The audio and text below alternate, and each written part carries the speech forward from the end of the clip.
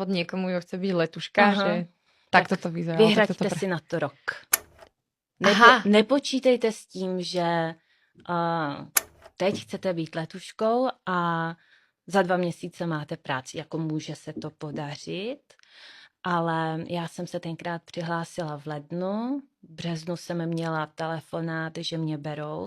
Tenkrát, když jsem dělala ty pohovory v Brně, tak nás tam bylo 100 a dostali jsme se do posledního kola, nás bylo asi 20, tak nevím, jestli 10 lidí vzali a to byla jako relativně vysoká úspěšnost. Tam byly třeba 2 Korejky.